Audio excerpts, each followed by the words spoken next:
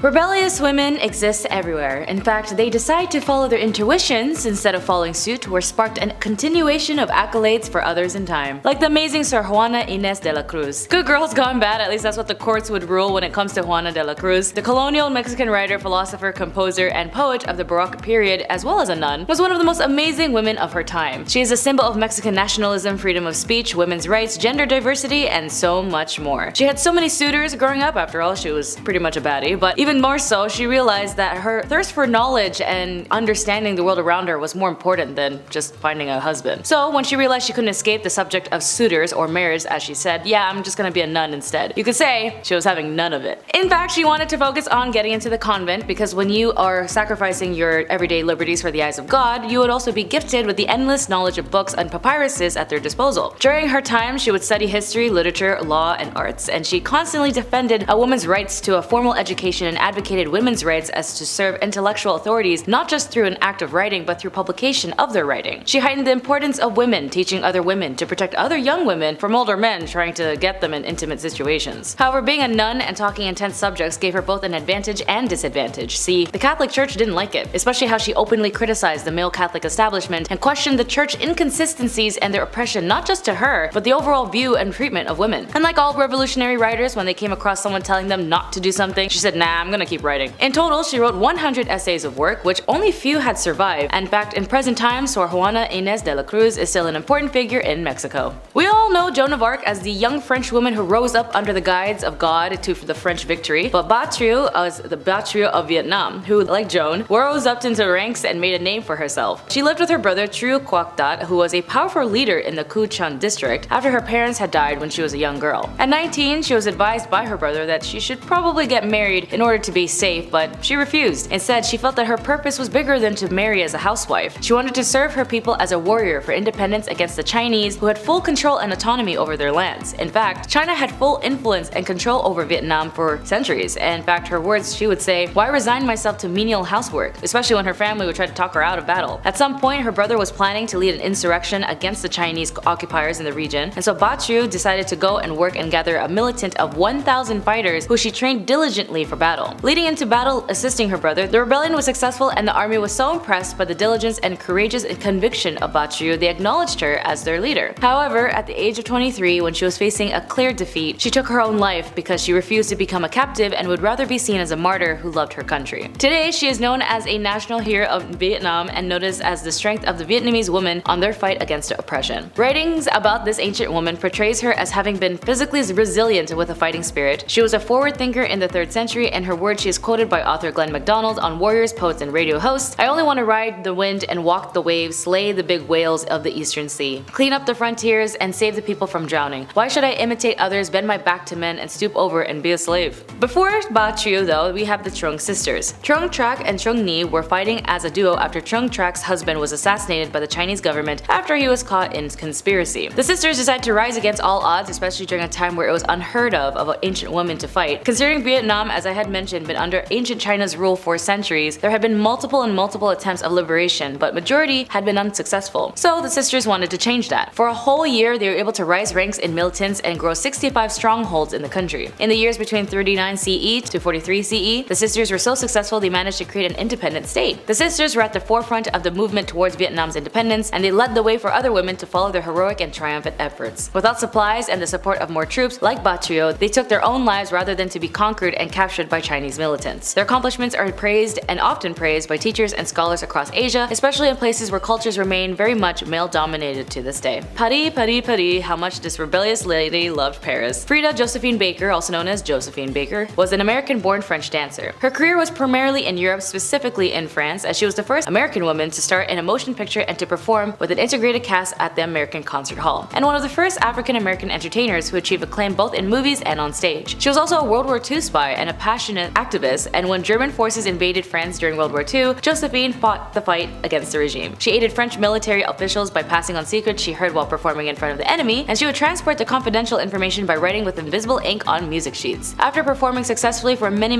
years in France, she returned to the US, but when she returned, she came face to face with segregation and discrimination, something she had not felt or dealt with since she was a child at St. Louis. She refused to perform for segregated audiences, and when she was the few women to speak up at the March on Washington for Jobs and Freedom, freedom, she said, "You know, friends, that I do not lie to you when I tell you I have walked into the palaces of kings and queens and into the houses of presidents and much more, but I could not walk into a hotel in America and get a cup of coffee, and that made me mad." Baker's career illustrated the ways entertainers can use their platforms and to change the world, as well, considering how rebellious she was. It's pretty much shown in history how cool she is. All of these women are amazing, like the beautiful Habibti Queen Maia of Arabia. Queen Maia of Arabia led a rebellion against Roman invaders and conquerors. The world was unaware of the Jordanian, Syrian, Christian queen, but part of the Tanukid Arab clan, she arranged a rebellion against Rome in 378. She was successful in controlling negotiations, organizing and authorizing leadership with her armies. She crucially demanded the appointment of the Orthodox Christian monk named Moses as bishop over her tribes. Moses went on to reach a favorable peace agreement with the Romans. In order to solidify this treaty, Maia also contracted a marriage of her daughter to the Roman leader Victor. As there are no details about Queen Maia's death, it's believed that she ruled her tribes from 375 to 425 CE. Queen Maia's accomplishments are nothing short of awe-inspiring, as it widely is written in the Roman texts as well, despite them also laughing off any talk of a rebellion caused and led by her because she was a woman. From antiquity, this woman was widely praised for having to personally lead her troops into battle and being herself as a warrior woman during the insurrection against the Romans. She is also well known for having avoiding attacks against her tribes during her reign with true bravery and the diligence of an experienced and strategic military general. Queen Cardimadua of the Brigante is another rebellion or rebel who used her negotiating skills to remain in power and rule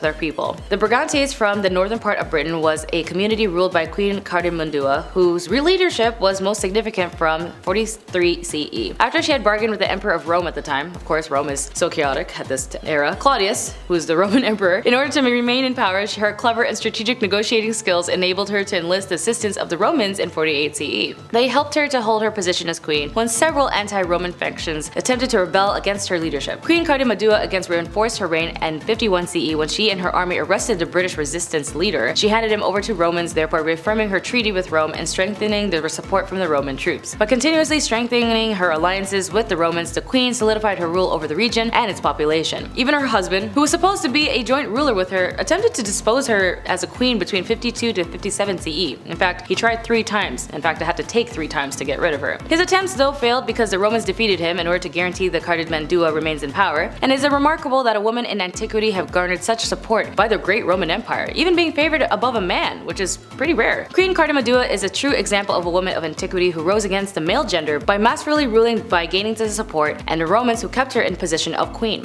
Silver coins were actually even minted during the time of Cardimadua, are prominent among artifacts from this time. The truth will set you free. Born as Isabella Bonfree, she was an American abolitionist activist for African American civil rights and women's rights. Truth, Sojourner Truth, was born into slavery, but after the man who enslaved her lied about setting her free, she took her infant daughter and escaped. After going into court, she was able to recover her son, as she was the first black woman to win a case against a white man. Again, very rare for the time. She then changed her name to Sojourner Truth after she became convinced that God had called her to leave the city and testify the hope that was in her. She was captivating in her speech and passion, and even though she was at risk many times of mobs ambushing her, she said, and quote, "I feel safe even in the midst of my enemies, for the truth is powerful and will prevail." In her famous speech, "Ain't I a Woman," has been noted one of the most important speeches in history. And here's the speech. She says that a man over there says that a woman needs to help in carriages and lifted over ditches and to have the best place everywhere, but nobody ever helps me into carriages or over mud puddles or even gives me any best place, and ain't I a woman? Look at me, look at my arm, and as I have plowed mine, planted and gathered into barns, no man could heed me, and ain't I a woman? I could work as much and eat as a man, and when I could get it, and bear the lash as well, and ain't I a woman, as I have borne 13 children and seen most all sold into slavery, and when I cried out with my mother's grief, none but Jesus heard me,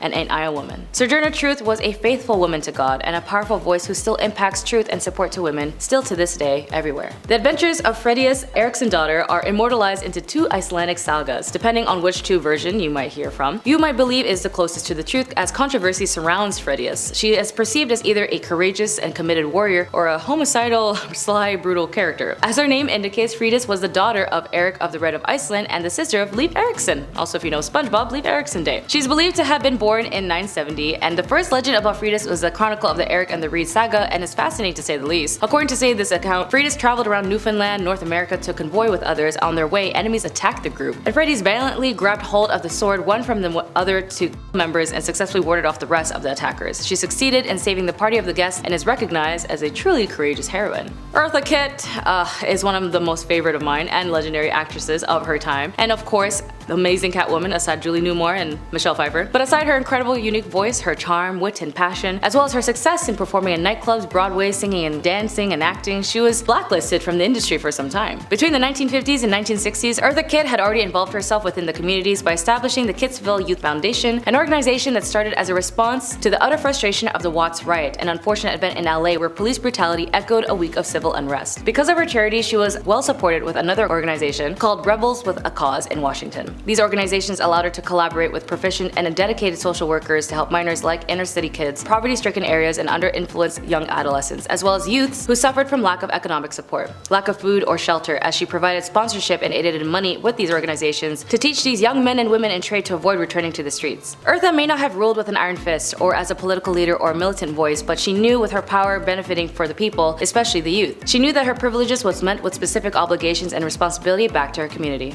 And of course, Frida Kahlo, the artist whose work inspired many, especially other women. Born in Mexico, Frida was always the type to not succumb to the subservient role of being a woman. She would often dress in suits and enjoy relishing her youth in hopes of being a medical student, but after a bus accident that left her critically bedridden at 18 years old, she would suffer under a life of long pain and medical problems. During and after her recovery, she began to recall her love of childhood art and began a series of paintings that are renowned as classical art pieces today. Kahlo's time in the United States was beneficial for her artistic expression as she experimented with different techniques, and her paintings began to show a stronger narrative style. Many of Kahlo's paintings are considered with medical imagery, which is presented in the terms of her pain and hurt, and featuring Kahlo's bleeding and displaying her open wounds. Although Kahlo featured herself in events from her life and her paintings, they were often ambiguous in meaning. She did not use them only to show her subjective experiences, but to also raise questions about Mexican society and their construction of identity within it, particularly in race, gender, and social class. Kahlo's legacy had been commemorated in several ways, and her life and art have been paid tribute as they've continuously inspired artists in various fields. Art is, of course, a form of expression and rebellion in the way that music and dancing is, but most importantly, it was fun. And as these real human beings who inspired those all throughout history is what we have known them for. And speaking of history, that's all for today. Be sure to like and subscribe. My name is Jess, and I wish you all the best. Bye.